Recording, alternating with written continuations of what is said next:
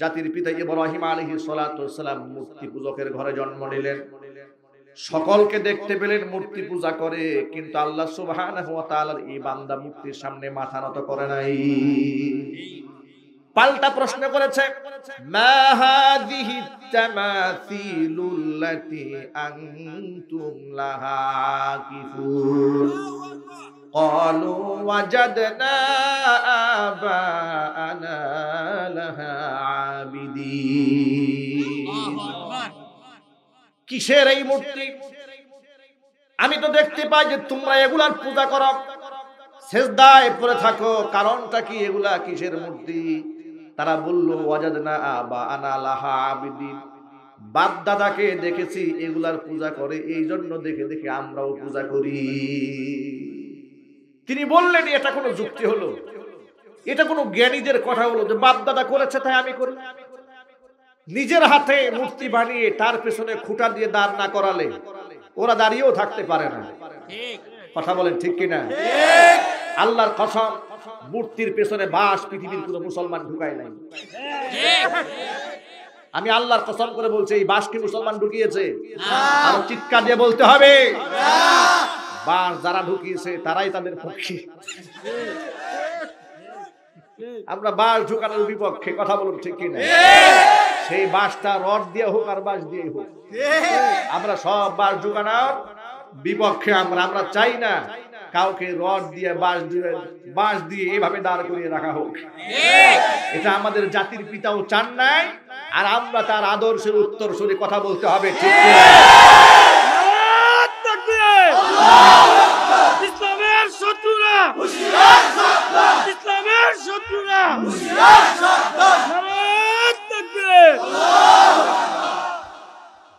ভাইরা আমার, এভাবে আল্লাহ সুবহানাহু ওয়া তাআলা জ্ঞানে বুদ্ধিমত্তায় সমস্ত নবীদের সম্মান পৃথিবীর মধ্যে প্রতিষ্ঠিত করে রেখে দিয়েছেন। কেউ তাদেরকে লাঞ্ছিত করতে পারে নাই। হাজারো যুক্তি তর্ক দিয়ে ইব্রাহিম আলাইহিস সালাতু ওয়াস সালাম যখন এদেরকে মূর্তির আকর্ষণ থেকে এদেরকে সরাতে পারল না, তখন তিনি একটা কৌশল অবলম্বন করলেন। সেই কৌশল হচ্ছে, সবাই যখন চলে গেল মেলায়, তিনি মেলায় না গিয়ে গেলেন মন্দিরে। যাওয়ার সময় হাতের মধ্যে একটা কুড়াল নিয়ে গেছেন। কি নিয়ে গেছেন? কুড়াল নিয়ে গেছেন। সামনে কুড়াল নিয়ে গিয়ে দেখে ওদের দেবদেবীর সামনে খাবারের কোনো অভাব নাই। মনে মনে ভাবলেন, কত এতিম দুস্থ অসহায় লোকেরা রাস্তায় ঘুরে বেড়ায়, ওদের কেউ খাবার দেয় না, আর এরা খাবার খেতে পারে না, সামনে খাবারের কোনো অভাব নাই। কোন জ্ঞানী মানুষ এই কাজটা করতে পারে না। ইব্রাহিম আলাইহিস সালাতু ওয়াস সালাম মূর্তিকে ডাক দিয়ে বললেন, মালাকুম লা তাআকুলুন। আল্লাহু আকবার। ব্যাপারটা কি? এত সুস্বাদু খানা তোমরা খাও না কেন? এখন থেকে খাবার তো খায় না, কথাও কয় না। ভাইরা আমার, ইব্রাহিম আলাইহিস সালাতু ওয়াস সালাম বলেন, ব্যাপারটা কি? খাবার তো খাও না, জিজ্ঞেস করলে কথাও কও না। মালাকুম লা তানতিকুন, ব্যাপারটা কি? কথা বলো না কেন? রাস্তা দুইটা, জবাব হয়তো দিতে হবে, না হয় আজকে ফয়সালা হবে। সুবহানাল্লাহ কয় না? রাস্তার যে কোনো দুইটা একটা গ্রহণ করতেই হবে, তোমাদের কোনো উপায় নাই। আজকে কিন্তু কুড়াল নিয়ে আসছি, খানা খাবে, না হয় জবাব দেবে। খানা খাও।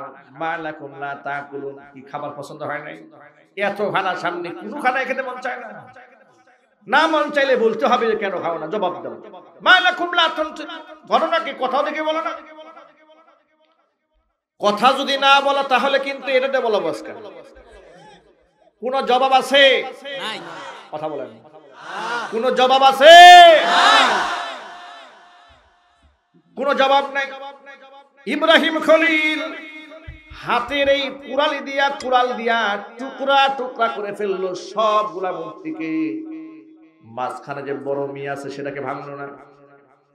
কোরআনের ভাষায় সূরা আম্বিয়ার মধ্যে আল্লাহ পাক কি সুন্দর করে বলেন, ফাজআলাহুম জুদাদান ইল্লা কাবীরাল লাহুম লাআল্লাহুম ইলাইহি ইয়ারজিউন।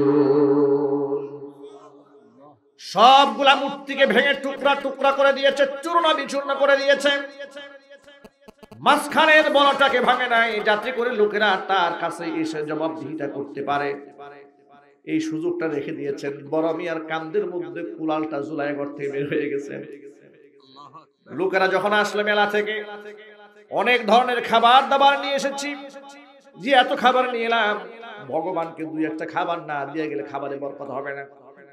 তখন কিছু খাবার দেওয়ার জন্য তারা পুনরায় মন্দিরের মধ্যে ঢুকেছে। মন্দিরে খাবার দিতে গিয়ে দেখে ক্ষুধার কাম তো হুদা, ক্ষুধা তো কাম সারা হয়ে গেছে। ক্ষুধার তো হাত ভাঙা, পা ভাঙা, চোখ ভাঙা, না কুড়াই ফেলছে, টুকরা টুকরা হয়ে গেছে। ভাইরা আমার, তারা বলল ক্বালু মান ফাআলা হাযা বিআলিহাতিনা ইন্নাহু লামিনাজ যালিমিন। আমাদের এই দেবতার সাথে এই আচরণ কে করলো? নিঃসন্দেহে সে জালেম। জালেম না হলে ক্ষুধার ঠ্যাং ভাঙে। কত বড় জালেম! নিঃসন্দেহে সে জালেম। কে এই কাজটা করলো? তদন্ত কমিটি গঠন করা হলো, গোয়েন্দা সংস্থার লোকদেরকে ছেড়ে দেওয়া হলো। রিপোর্ট নিয়ে এসে নমরুদের সামনে এসে বলছে যে আসামি ধরা পড়ে গেছে, আসামি পেয়ে গেছি। আসামি কোনটা? বলে আসামি একজন আছে, আপনার মন্ত্রীর ছেলে। নাম কি? নাম হলো ইব্রাহিম। কেমনে বুঝলা? ক্বালু সামি'না ফাতান ইয়াযকুরুহুম ইউক্বালু লাহু ইব্রাহিম। সব সময় এই যুবকটাকে দেখতাম এগুলার সমালোচনা করে, সব সময় দেখতাম এই যুবকটা সারাটা জীবন ভর মূর্তিগুলার সমালোচনা করে। আমরা দৃঢ় বিশ্বাস করতে পারি ওই ইব্রাহিম ছাড়া এই কাজটা কেউ করে নাই। বলে তাই নাকি? বলে হ্যাঁ। ক্বালু ফাআতু বিহি আলা আ'য়ুনিন নাসি লাআল্লাহুম ইয়াশহাদুন। তাহলে এক কাজ করো, ইব্রাহিমের বিচার হবে, সবার সামনে ইব্রাহিমকে হাজির করো, সবার সামনে তার বিচার হবে, ফয়সালা হবে। লাঞ্ছিত হতে হবে, বেইজ্জত হতে হবে। এত বড় সাহস তার! আমাদের দেবতার সাথে নাফরমানি করেছে, তার বিচার হবে, তার অপমান করা হবে। ভাইরা আমার, মেহেরবানি করে আপনারা এক বাক্যে জবাব দিয়ে বলেন, ইজ্জত দেওয়ার মালিক কে? আল্লাহ। সম্মান দেওয়ার মালিক কে? আল্লাহ। আল্লাহ পাক যদি কাউকে সম্মান দেন, তাকে কেউ লাঞ্ছিত করতে পারে না। তারা পরিকল্পনা নিয়েছে ইব্রাহিম আলাইহিস সালাতু ওয়াস সালামকে লাঞ্ছিত করবে। আর আল্লাহ সুবহানাহু ওয়া তাআলা পরিকল্পনা এটে বসে আছেন, যারা লাঞ্ছিত করার জন্য ডাকবে ওদের নাক কেটে মাটির সাথে আল্লাহ পাক মিশাইয়া দেবে। ইব্রাহিম আলাইহিস সালাতু ওয়াস সালামকে হাজির করা হলো। তারা বলল, আআনতা ফাআলতা হাযা বিআলিহাতিনা ইয়া ইব্রাহিম। ইব্রাহিম, তুমি কি আমাদের দেবতার সাথে এই কাজগুলা করেছো? তুমি কি আচরণটা করেছো? ইব্রাহিম আলাইহিস সালাতু ওয়াস সালাম একজন নবী ছিলেন, মিথ্যা কথা বলতে পারেন না, নবীদের জবান থেকে মিথ্যা বের হয় না। নবীদেরকে হিফাজত করেছেন কে? আল্লাহ। তবে তিনি কথা বলার ক্ষেত্রে একটা কৌশল অবলম্বন করলেন। কৌশলটা হচ্ছে ক্বালা বাল ফাআলাহু কাবীরুহুম হাদা ফাসআলুহুম ইন কানু ইয়ানতিকুন। তিনি বললেন না যে আমি ভেঙেছি বা ভাঙি নাই, কিছু বলেন নাই। তিনি সেটা না বলে বললেন বাল ফাআলাহু কাবীরুহুম হাদা, এদের মধ্যে যে বড় আছে বড়টাই কামটা করছে। সুবহানাল্লাহ। বড়টা বলতে তিনি নিজের দিকে ইঙ্গিত করেছেন, আর গাদাগুলাই মনে করছে ওই বড় মিয়া, যে বড় মিয়া কাজটা করেছে। বিশ্বাস যদি না হয় জিজ্ঞেস করেন, ফাসআলুহুম ইন কানু ইয়ানতিকুন, যদি এরা কথা বলতে পারে এদেরকে আপনি জিজ্ঞেস করেন। ভাইরা আমার, আপনারা বলেন এদের জবান আছে? মুক্তি কথা বলতে পারে? তখন তারা সহসায় মুহূর্তের মধ্যে বেওকুফ বনে গেল। তারা মনে মনে ভাবলো, কার বুদ্ধিতে ইব্রাহিমের বিচার করতে ডাকলাম? ইব্রাহিমের বিচার না করে ওর বিচারটা আগে হওয়া দরকার। কথা কোন ঠিক কিনা? এটা মান সম্মান নষ্ট করে ফেললো। এ কেমন প্রশ্ন? যে আমার কথা বিশ্বাস না হলে এদেরকেই জিজ্ঞেস করেন, এদের তো জবান নাই, ভাষা নাই। এরা নমনীয় হলো, লজ্জিত হলো, মাথা নত করল।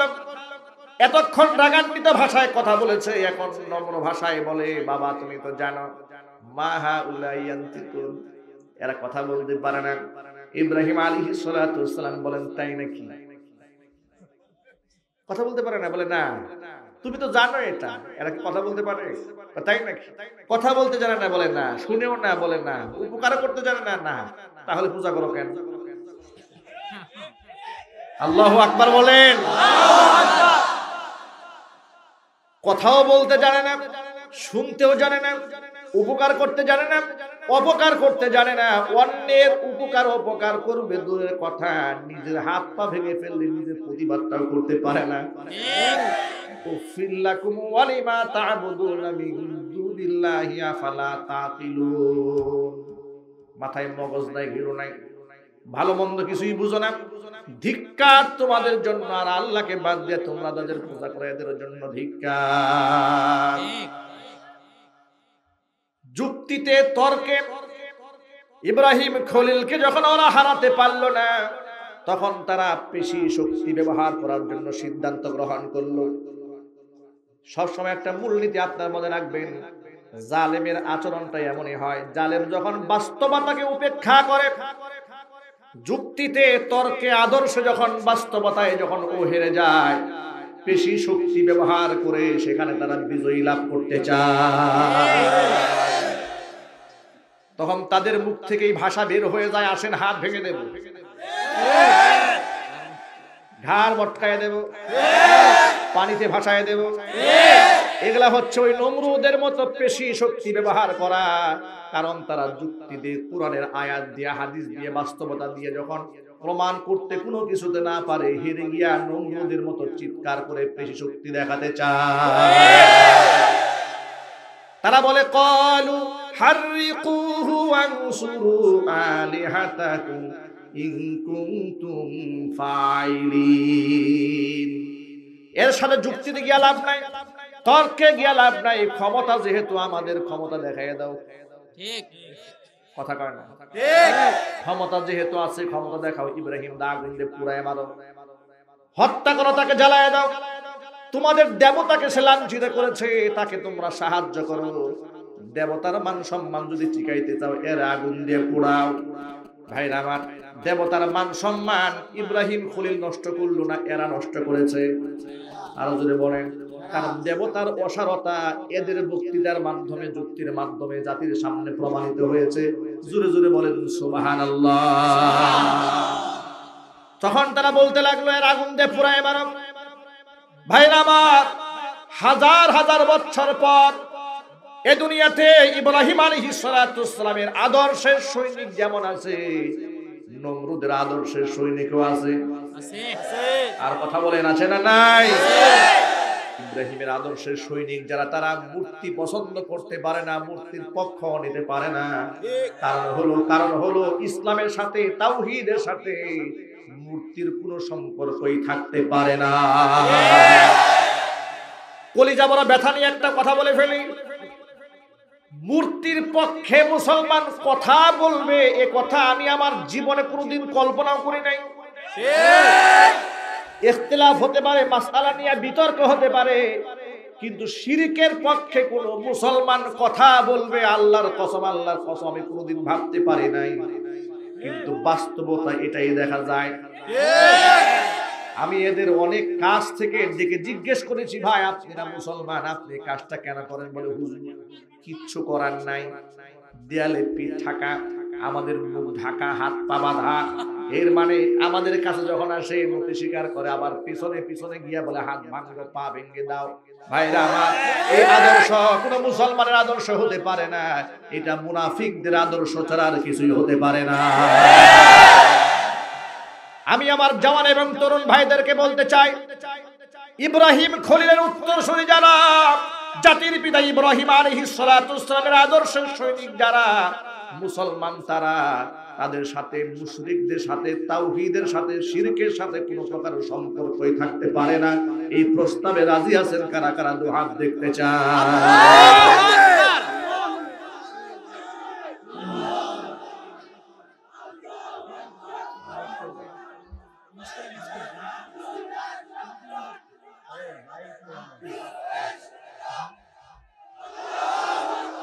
প্রিয় যুবক ভাইরা আমার, সকল ভাইদেরকে বিনীত অনুরোধ জানাই, সমস্ত নবীগণ ছিলেন জ্ঞানী, তাদের জ্ঞানকে হারিয়ে দেওয়ার মতো ক্ষমতা এই পৃথিবীর মধ্যে কারণে, জোরে বলুন ঠিক কিনা? এই জন্য ধর্ম মানুষদেরকে জ্ঞানী বানায়, ধর্ম মানুষদেরকে বুদ্ধিমান বানায়, ধর্ম মানুষদেরকে সচেতন বানায়, ধর্ম মানুষদেরকে পবিত্র বানায়। ধর্মীয় জ্ঞানের মাধ্যমে আগাছা পরিষ্কার করে অরিজিনাল নিয়ামতটা পাওয়া যায়।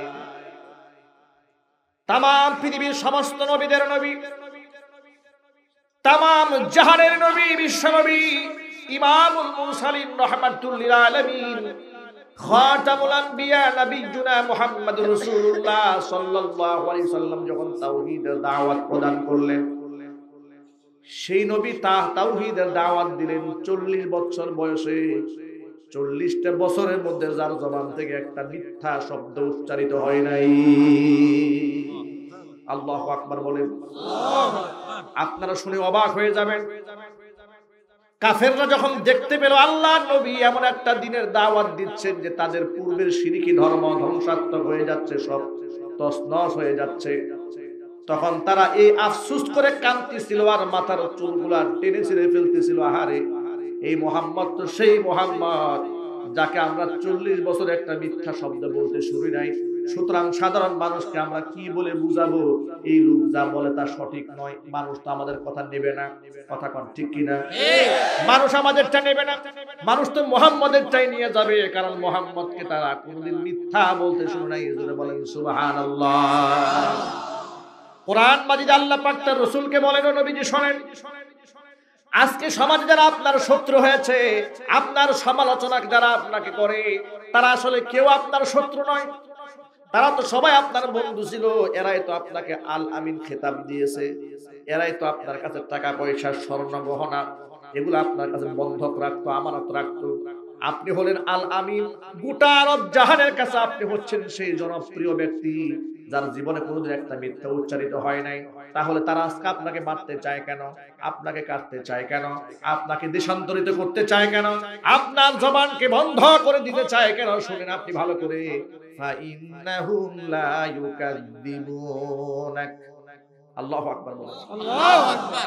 আপনি মনে করেন যে ওরা আপনাকে মিথ্যাবাদী বলে না? ফাইন্নাহুম লা ইউকাযযিবুনাক, ওরা আপনাকে মিথ্যাবাদী বা বানায় না। ওয়ালাকিন্নাজ যালিমিনা বিআয়াতিল্লাহি ইয়াজহাদুন। ওরা তো মূলত আপনাকে অস্বীকার করে না, তারা মূলত আমি আল্লাহর আয়াতকে অস্বীকার করে। বাতিল পন্থীদের কাছে সমাজের কিছু আলেমের খুব জনপ্রিয়তা আছে, কথা বলতে হবে। বলে এই হুজুর বলে ভালো হুজুর, ইনি আধ্যাত্মিক হুজুর, কথা বলে না কেন? আর এই হুজুর খারাপ হুজুর, এই হুজুর মেজাজ গরম মৌলবাদী হুজুর, আছে না নাই? আলেমদেরকে তারা বিভিন্ন ভাগে ভাগ করে ফেলেছে। একদল আলেমদেরকে বানিয়েছে তারা আধ্যাত্মিক আলেম, আরেকদেরকে বানিয়েছে আর কিছু আলেমদেরকে বানিয়েছে মৌলবাদী আলেম। মৌলবাদী আলেম তাদেরকে বানিয়েছে যারা চুরির বিরুদ্ধে কথা বলে, ঘুষের বিরুদ্ধে কথা বলে, জিনার বিরুদ্ধে কথা বলে, দুর্নীতির বিরুদ্ধে কথা বলে, শিরকের বিরুদ্ধে যারা জোর আওয়াজে কথা বলে, তাদেরকে ওরা মৌলবাদী বানিয়ে দিয়েছে। আর যে আলেম চোখের সামনে শিরিক দেখে, বেদাত দেখে, বেপরদা দেখে, জেনা দেখে, অপকর্ম দেখে, সব কিছু দেখার পরে মুখের মধ্যে কুলু পেটে মসজিদের কোনায় বসে সুবহানাল্লাহ সুবহানাল্লাহ আলহামদুলিল্লাহ, এই বুজুর্গ দেশে আছে না নাই? এরা বলে এটা বড় বুজুর্গ হুজুর, এ বলো আমলি হুজুর, জীবনে কোনোদিন মিছিল করতে দেখি নাই, মিটিং করতে দেখি নাই, এত বড় আল্লাহর ওলি আছে না নাই? আমি আমার ভাষায় বলি, তারা বুজুর্গ, এ কথা ঠিক। নবীর ভাষায় তাদেরকে একটা উপাধি আমার দিতে মনে চায়। আল্লাহর হাবিব বলেন, আস-সাকিতু আনিল হাক্কি শাইতানুন আখরাস। যে ব্যক্তি সত্য চোখের সামনে দেখার পরে দুনিয়ার স্বার্থে জবানকে বন্ধ রাখে, এই লোকটা হলো বুবা শয়তান। যত বড় খানকার পীর হোক না কেন, কোরআনের পক্ষে যে পীর সাহেব কথা বলে না, জোর গলায় অন্যায়ের বিরুদ্ধে কথা বলে না, সে পীর, তবে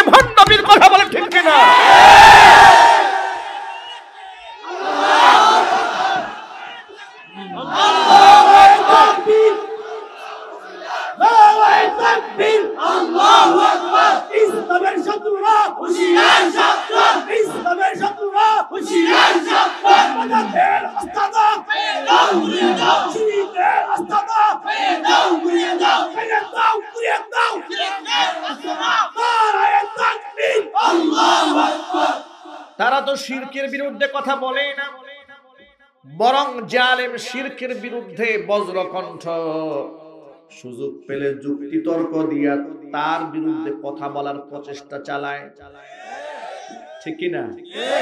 নিজে তো শিরকের বিপক্ষে কথা বলেই না, জালেম বজ্রকণ্ঠে আওয়াজ দিয়েছে, সুযোগ পেলে তার বিরুদ্ধে ইনিয়ে বিনিয়ে মিষ্টি মিষ্টি ভাষায় কথা বলতে শোনা যায়, নসিহত প্রদান করতে শোনা যায়।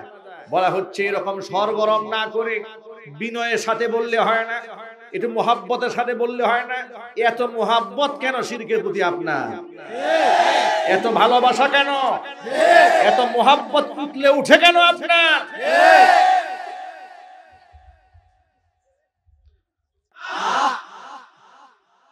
যুবক ভাইরা আমার, সকল ভাইদেরকে বলে আল্লাহ পাক বলেন, হাবিব ফাইন্নাহুম লা ইউকাযযিবুনাকা, এরা তো প্রকারান্তরে আপনাকে মিথ্যাবাদী বানায় না, কারণ আপনি তো এদের মাঝে মিথ্যাবাদী ছিলেন না। তখন থেকে ওরা আপনাকে পাগল বলে, মিথ্যাবাদী বলে, জাদুকর বলে, যখন থেকে আপনি আমার কোরআনের কথাটা প্রচার করে দিয়েছেন।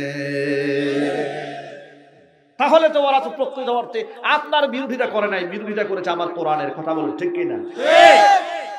এখন আপনারাই বলেন, কোরআন কি মূর্তির পক্ষে না বিপক্ষে? এই কথার মধ্যে কি আপনাদের কারো কোনো সন্দেহ আছে? যদি সন্দেহ থাকে তাহলে এখনই পরিষ্কার হওয়া দরকার আছে। কোরআন মূর্তির পক্ষে না বিপক্ষে? আমার নবী মূর্তির পক্ষে না বিপক্ষে? জাতির পিতা ইব্রাহিম আলাইহিস সালাতু ওয়াস সালাম মূর্তির পক্ষে না বিপক্ষে? তাই যদি হয়ে থাকে, আমরা কি মূর্তির পক্ষে না বিপক্ষে? কোন মুসলমানের সন্তানের মূর্তির পক্ষে অবস্থান থাকতে পারে না। যার মূর্তির পক্ষে অবস্থান থাকবে তা সে ব্যক্তি মুসলমান হতে পারে না। আল্লাহ পাক বলেন, হাবিব আমার, সত্যের পথে অবিচল থাকুন, ফাস্তাকিম কামা উমিরতা। সুবহানাল্লাহ। সুবহানাল্লাহ। আল্লাহর নবী সাল্লাল্লাহু আলাইহি সাল্লামের বেশ কিছু চুল সাদা সাদা দেখা যায়। আসলে নবী করিম সাল্লাল্লাহু আলাইহি সাল্লামের চুল দাড়ি পাকে নাই, দুই একটা দাড়ি লালচে লালচে হয়ে গিয়েছিল। আল্লাহর হাবিব সাল্লাল্লাহু আলাইহি সাল্লাম বলেন, সাইয়াবাতনি হুদুন, সূরা হুদের আয়াত আমি নবীকে বুড়া বানিয়ে দিয়েছে। সে আয়াতটা কি শুনেন? ফাস্তাকিম কামা উমিরতা, আপনাকে যা অর্ডার করা হয়েছে, আপনাকে যা হুকুম করা হয়েছে, আপনি সেই কথার উপরে অবিচল থাকবেন, অটল থাকবেন। এই একটা কথা আমি নবীকে বুড়া বানিয়ে দিয়েছে। জোরে বলুন সুবহানাল্লাহ। এই জন্য শুধু আল্লাহর উপর ঈমান এনেছি কথা বললেই হবে না। ঈমান নিয়ে যদি মরতে মনে চায়, ঈমান নিয়ে জন্মগ্রহণ তো সবাই করে। ভালো করে শুনেন, ঈমান নিয়ে সবাই জন্মগ্রহণ করে। আজকে সমাজের মধ্যে যারা নাস্তিক আছে, ইসলামের বিরুদ্ধে যে বুদ্ধিজীবীরা কথা বলে, ওরাও কিন্তু মুসলমানের ঘরে জন্ম নিয়ে যখন নিয়েছে, কাফের হইয়া নাস্তিক হয়ে জন্মগ্রহণ করে নাই। এই জন্য মুসলমানের ঘরে জন্ম নেওয়া এটা বড়াইত্বের কিছু নাই। যে আমার বিরাট, আমার 14 গোষ্ঠী খান জাহান আলীর বংশধর ছিল, আমি হাসান হুসাইনের বংশধরের লোক, এরকম চাপাবাজি করার কোনো সময় নাই। কথা বলেন ঠিক কিনা? আজকালকের কিছু লোকেরা নিজেরা ইসলামের বিরুদ্ধে যখন কথা বলে, আলেমরা যখন তাদের বিরুদ্ধে, দেশের তাওহীদি মুসলমান যখন তাদের বিরুদ্ধে সরব হয়ে যায়, গর্জন দিয়ে উঠে, তখন তারা আবার প্রতিবাদ করে বলে, শোনেন আমার দাদা ছিল হাজী সাহেব। এই দল বোধহয় বাংলাদেশে নাই? এরকম লোক আছে না নাই? বাপ দাদার দোহাই দিয়ে কুফরি ধর্ম চলে, ইসলাম চলে না। কথা বলো ঠিক কিনা?